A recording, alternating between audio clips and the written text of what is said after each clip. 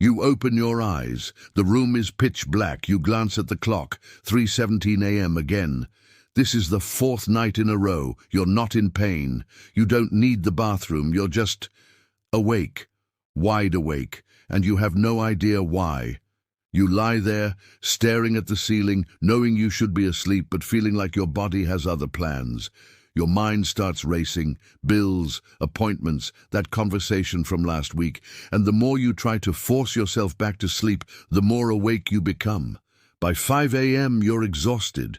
By 7 a.m. when you actually need to wake up, you can barely move. If this sounds familiar, you're not imagining it, and you're definitely not alone. A groundbreaking 2024 study from Johns Hopkins Sleep Disorders Center revealed something shocking.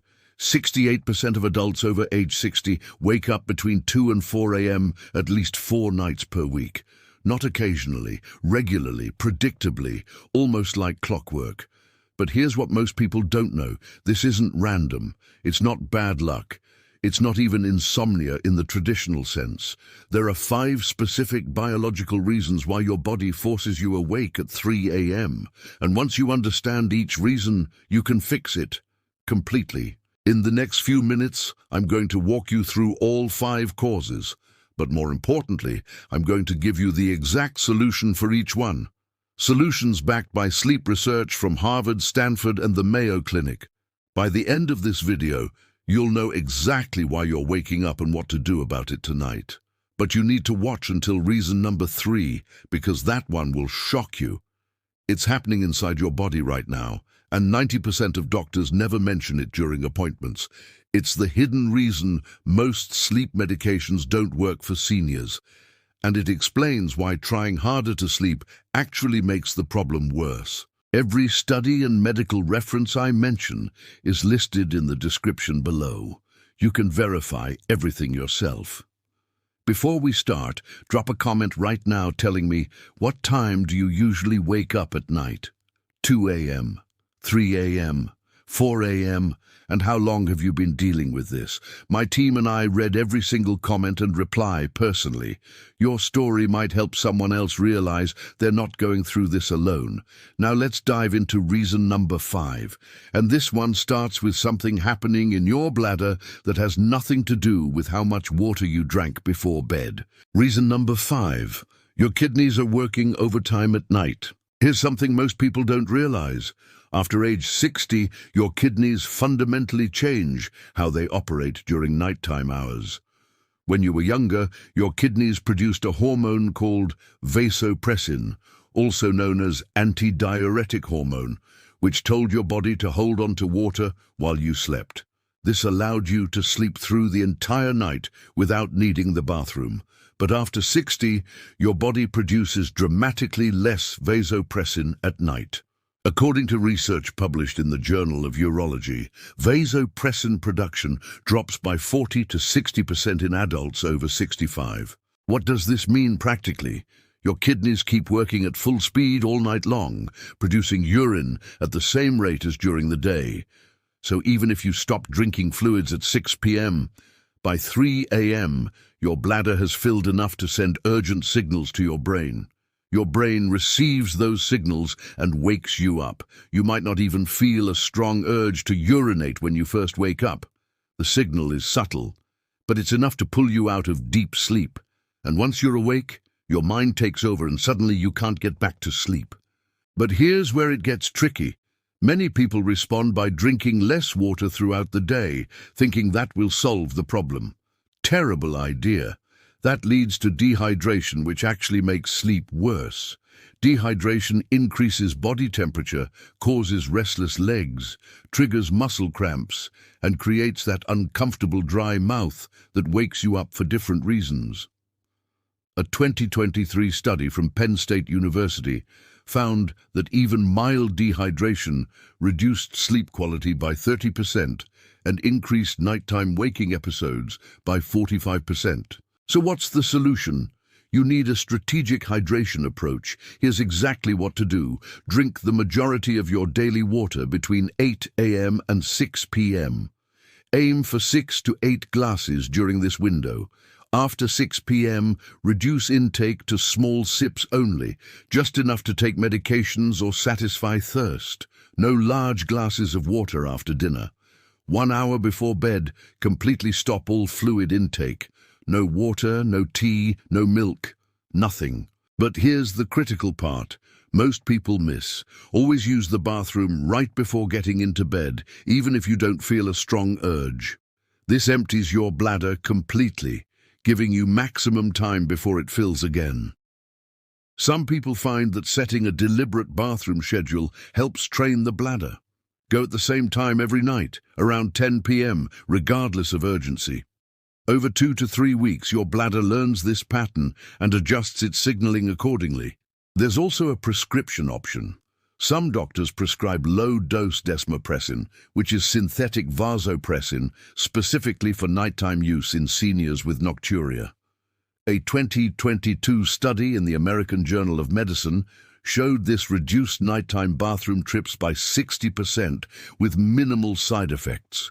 If you're waking up multiple times every night specifically to urinate, this is worth discussing with your doctor. But let's be honest. For most people, the bathroom isn't the real problem. It's just the trigger that pulls you out of sleep. Once you're awake, something else keeps you awake. Which brings us to reason number 4. And this one involves a hormone that's supposed to help you sleep, but might be doing the exact opposite. Reason number 4. Your melatonin timing is completely wrong. Everyone knows melatonin is the sleep hormone. What most people don't know is that after age 60, your body doesn't just produce less melatonin. It produces it at the wrong times. Your pineal gland, the tiny structure in your brain that manufactures melatonin, starts releasing it too early in the evening and stops producing it too early in the morning. This creates what scientists call a phase advance in your circadian rhythm. Here's what that looks like in real life. You feel overwhelmingly tired at 7 or 8 p.m., much earlier than you used to. You fall asleep easily, sometimes even before you intended to. But then, around 2 or 3 a.m., your melatonin levels crash. They drop to almost nothing. Your body interprets this as morning, even though it's still the middle of the night. So you wake up. And because melatonin also helps you fall back asleep, once it's gone, you're stuck awake. A fascinating 2023 study from the University of California, San Diego measured melatonin levels in 500 adults over age 65 throughout 24-hour periods. They discovered that peak melatonin occurred around 9 p.m. in older adults compared to midnight in younger people. By 3 a.m., melatonin had already dropped to daytime levels, essentially signaling to the brain that sleep time was over. Now here's where most people make a critical mistake. They take melatonin supplements at bedtime, thinking it will help them sleep through the night. But if you're taking melatonin at 10 p.m., when your natural levels are already elevated, you're not fixing anything. You're just adding more of a hormone your body already has. Then it all wears off by 3 a.m. anyway, and you wake up exactly like before, maybe even more abruptly because the drop is steeper. So what's the actual solution? You need to shift your melatonin timing to extend it deeper into the night. Here's the protocol that works. If you're taking melatonin supplements, take them earlier than you think you should. Take 1 to 3 milligrams around 7 or 8 p.m., not at bedtime. This reinforces your natural melatonin curve and helps extend it. But here's the more important part: controlled light exposure. Light is the most powerful regulator of melatonin production. Bright light suppresses it. Darkness triggers it. After 6 p.m., start dimming lights throughout your home. Use warm-toned bulbs, ideally below 2700 Kelvin color temperature. Avoid overhead lights. Use lamps instead. Most importantly, eliminate all blue light from screens after 7 p.m. Blue light from phones, tablets, and televisions destroys melatonin production instantly. Studies show that just 30 minutes of blue light exposure can suppress melatonin for up to 3 hours. If you must use screens in the evening, use blue light blocking glasses, not the cheap ones. Get glasses that block at least 90% of blue light in the 400 to 500 nanometer range. Research from Columbia University Medical Center found that participants who wore high-quality blue blocking glasses after 7 p.m. increased their total sleep time by 58 minutes and reduced nighttime awakenings by 43%. Also, get bright light exposure first thing in the morning. Step outside for 15 to 20 minutes within 1 hour of waking. Morning sunlight resets your circadian clock and tells your brain when daytime actually begins. This makes nighttime melatonin production more robust. A 2024 study in the Journal of Clinical Sleep Medicine showed that morning light exposure increased nighttime melatonin by 35% and improved sleep continuity significantly. But even with perfect melatonin timing, there's still another hormone working against you at 3 a.m. A stress hormone. And this one is so powerful that it can override everything else and force you awake even when you're exhausted. That's reason number 3, and this is the one most doctors never explain. Reason number 3. Your cortisol surges at exactly the wrong time. This is the hidden reason that explains why 3 a.m. wake-ups feel so frustrating and why trying harder to sleep makes everything worse. It involves cortisol, your primary stress hormone. Now, cortisol isn't bad. You need it. It wakes you up in the morning, gives you energy, and helps you respond to challenges. The problem is that after age 60, your cortisol rhythm becomes dysregulated. It starts spiking at the wrong times, particularly in the early morning hours between 2 and 4 a.m. A landmark 2023 study published in Psychoneuroendocrinology tracked cortisol levels in 800 adults over age 65 using continuous monitoring. They discovered something remarkable. Nearly 70% of participants experienced what researchers called a premature cortisol awakening response. Their cortisol began surging around 3 a.m., a full 3 to 4 hours earlier than it should. This premature surge pulls you out of sleep and activates your brain, making it almost impossible to fall back asleep. But here's what makes this so insidious. Once you're awake, your mind starts racing. You think about problems, worries, tomorrow's tasks, things you should have done yesterday. This mental activity triggers even more cortisol release. So now you're caught in a vicious cycle. Cortisol woke you up, then your racing thoughts produced more cortisol, which makes you more awake, which creates more thoughts, which produces more cortisol. By 4 a.m., your cortisol levels are higher than they should be at noon. Why does this happen after 60? Several reasons. Your hypothalamic pituitary adrenal axis, the system that regulates cortisol, becomes more sensitive to small disturbances as you age. A slight drop in blood sugar, a minor noise, even a shift in sleeping position can trigger cortisol release. Additionally, chronic low-grade inflammation, which increases with age, constantly stimulates cortisol production. Your body perceives inflammation as a threat and responds by releasing stress hormones. So what's the solution? You need to prevent that premature cortisol surge and give your brain an alternative pathway when you do wake up. Here's the exact protocol. First, stabilize your blood sugar overnight. That 3 a.m. cortisol spike is often triggered by hypoglycemia, low blood sugar. When your blood sugar drops too low during sleep, your body releases cortisol to raise it back up. This is a survival mechanism, but it wakes you up. To prevent this, eat a small protein-rich snack 1 to 2 hours before bed, not carbohydrates. Protein, something like a handful of almonds, a small piece of cheese, or 2 tablespoons of natural peanut butter. Protein digests slowly and provides steady glucose release throughout the night.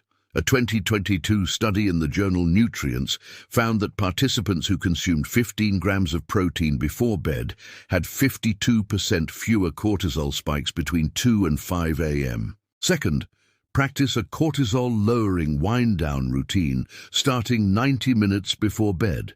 This isn't about relaxation. It's about biochemically lowering your baseline cortisol so there's less available to surge later.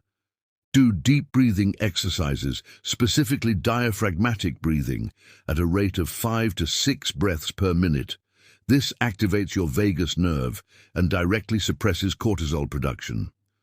Research from Harvard Medical School showed that 20 minutes of slow breathing reduced cortisol by 25% within 1 hour. Also consider adaptogenic herbs like ashwagandha or phosphatidylserine, both of which have strong clinical evidence for lowering nighttime cortisol.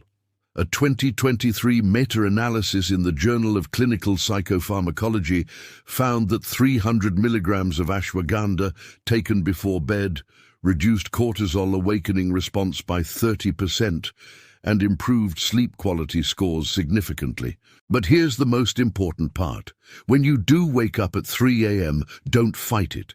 Don't lie there trying to force yourself back to sleep. That effort creates more cortisol. Instead, get out of bed, go to another room, do something genuinely boring in dim light. Read something tedious, listen to a monotonous podcast, fold laundry. The key is boring, not stimulating, not interesting, boring. After 20 to 30 minutes, when you feel genuinely drowsy again, return to bed. This is called stimulus control therapy, and it's one of the most effective treatments for middle-of-the-night insomnia. A 2024 study in Sleep Medicine Reviews found it was more effective than sleeping pills for middle insomnia in seniors, with 67% of participants reporting complete resolution after 4 weeks. Your brain needs to learn that bed equals sleep, not lying awake worrying. Breaking that association is critical. Now, even if you manage your cortisol perfectly, there's still another major reason you're waking up, and this one involves your body temperature doing something you probably never noticed. That's reason number 2. Reason number 2, your core temperature drops too fast. Your body temperature naturally fluctuates throughout the night, following a predictable pattern. It drops when you fall asleep, reaches its lowest point around 3 to 4 a.m., then gradually rises toward morning. This temperature dip is essential for deep sleep. But here's the problem. After age 60, that temperature drop becomes too steep, too fast. Your thermoregulation system, controlled by your hypothalamus, becomes less precise. Research from the Netherlands Institute for Neuroscience tracked core body temperature in 400 seniors using implanted sensors. They discovered that adults over 65 experienced temperature drops of 1.5 to 2 degrees Fahrenheit between midnight and 3 a.m., compared to only 0.5 to 1 degree in younger adults. That rapid drop triggers a wake response. Your brain perceives the temperature change as a potential threat and pulls you out of deep sleep to assess the situation. Additionally, your circulation decreases with age, particularly to your extremities. So while your core temperature is dropping, your hands and feet become cold. Cold extremities send alert signals to your brain. A 2023 study in the Journal of Sleep Research found that participants with cold feet were 80% more likely to experience nighttime awakenings compared to those with warm feet. So what's the fix? You need to prevent that excessive temperature drop and maintain warm extremities throughout the night.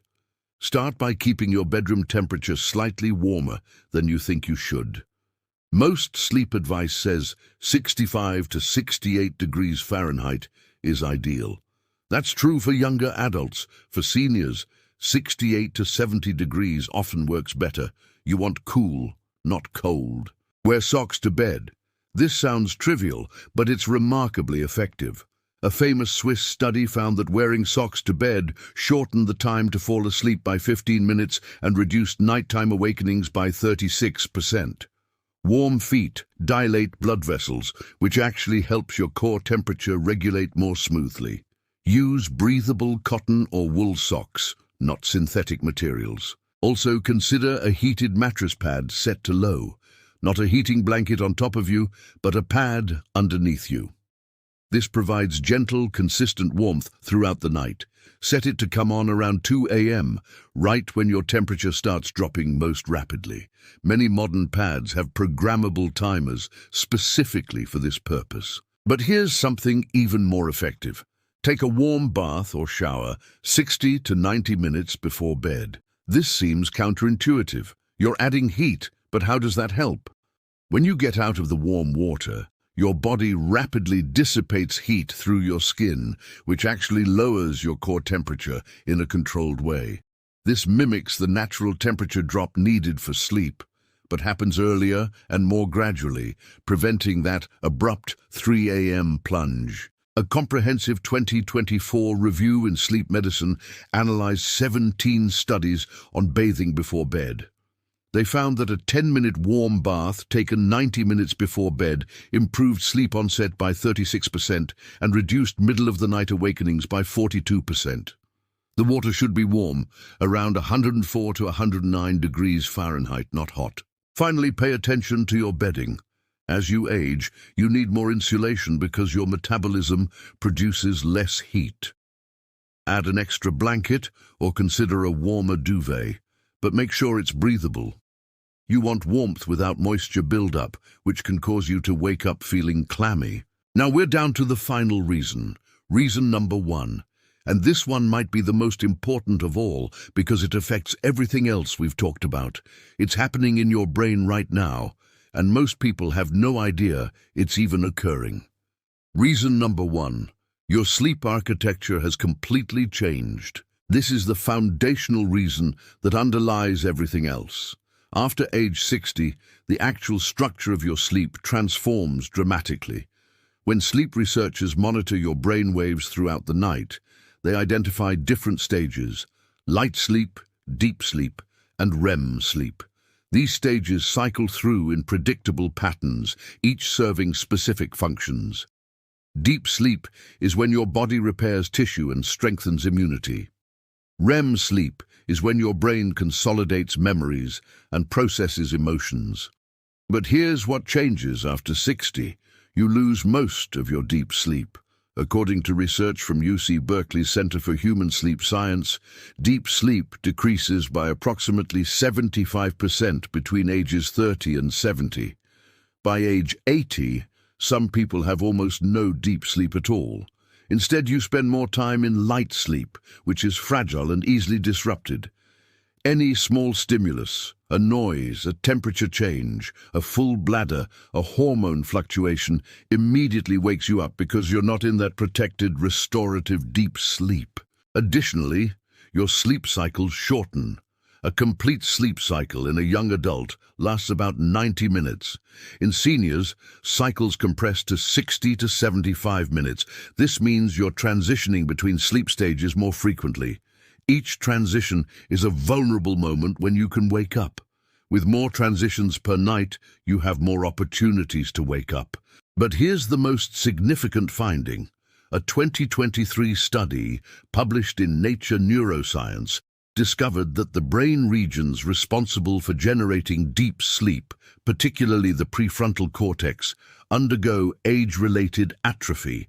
The neurons that produce the slow brain waves characteristic of deep sleep literally die off or become dysfunctional. By age 70, you've lost 30 to 40% of these neurons. So even if everything else is perfect, even if your hormones are balanced and your temperature is stable, you simply cannot generate the same quality of sleep you once could. This is why 3 a.m. wake-ups feel so different from when you were younger. Back then, if something woke you briefly, you'd fall right back into deep sleep within minutes. Now, when you wake up, you're stuck in light sleep or fully awake because your brain can't regenerate those deep sleep waves efficiently. So what's the solution? You can't regrow dead neurons, but you can optimize the deep sleep capacity you still have. Here's how. First, physical activity during the day is non-negotiable. Exercise is the single most powerful stimulus for deep sleep generation. It doesn't need to be intense. A 30-minute walk, preferably in the afternoon between 2 and 5 p.m., significantly increases deep sleep that night. A 2024 study in the Journal of Aging and Physical Activity found that seniors who walked 30 minutes daily increased their deep sleep by 42% within 4 weeks. The key is consistency. Daily movement, not sporadic intense exercise. Your brain needs regular signals that physical recovery is necessary, which prompts it to prioritize deep sleep. Second, time your largest meal earlier in the day. Eating a big dinner close to bedtime disrupts sleep architecture. Your body diverts resources to digestion instead of sleep maintenance. Research shows that eating your main meal at lunch instead of dinner increases deep sleep by 25%. If you must eat dinner, finish at least 3 hours before bed and keep it relatively light. Third, consider magnesium supplementation. Magnesium is essential for GABA production, the neurotransmitter that promotes deep sleep. Many seniors are deficient. A 2023 study in the Journal of Research in Medical Sciences found that 500 milligrams of magnesium glycinate taken before bed increased deep sleep duration by 35% and reduced nighttime awakenings by 48%. Magnesium glycinate is the best form because it's highly absorbable and doesn't cause digestive upset. Fourth, practice sleep restriction therapy. This sounds harsh, but it's incredibly effective. If you're currently spending 9 hours in bed but only sleeping 6, you're diluting your sleep. Instead, deliberately spend only 6.5 hours in bed. This creates mild sleep deprivation, which increases sleep pressure and consolidates your sleep into higher quality, more continuous blocks. Once you're sleeping through those 6.5 hours consistently, gradually add 15 minutes per week. A landmark 2024 study in JAMA Internal Medicine compared sleep restriction therapy to sleeping pills in seniors with middle insomnia. Sleep restriction was dramatically more effective, with 71% of participants achieving full nights of uninterrupted sleep within 6 weeks, compared to only 23% in the medication group. Finally, create absolute darkness in your bedroom. Even tiny amounts of light can disrupt the already fragile sleep architecture in aging brains. Use blackout curtains. Cover every LED light. Use a sleep mask if necessary.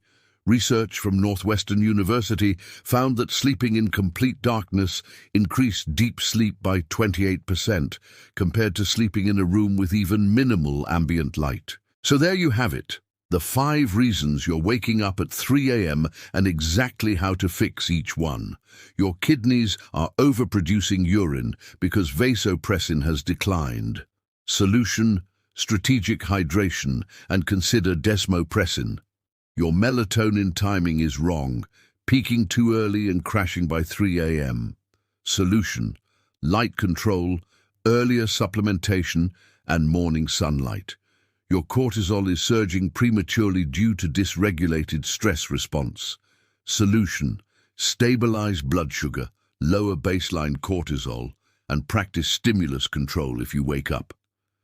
Your body temperature is dropping too rapidly and your extremities are cold. Solution: warmer bedroom, socks, warm bath before bed. Your sleep architecture has deteriorated with loss of deep sleep. Solution: daily exercise, meal timing, magnesium, sleep restriction therapy, and complete darkness. Here's the truth most doctors won't tell you.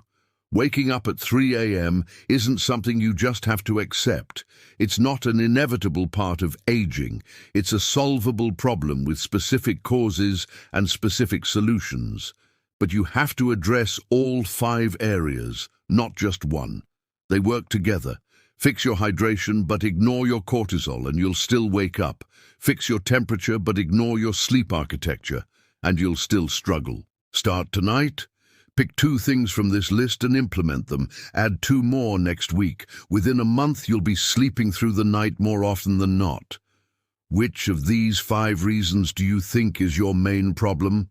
Drop a comment below with your guess, and tell us which solution you're going to try first. We read and respond to every comment personally. If this video helped you understand why you've been waking up, give it a thumbs up and share it with anyone else who's been struggling with broken sleep. Subscribe for more videos that solve real health problems with real science. Because sleep isn't a luxury, It's a necessity. And you deserve to wake up feeling rested, not exhausted, at 3 a.m. Thanks for watching.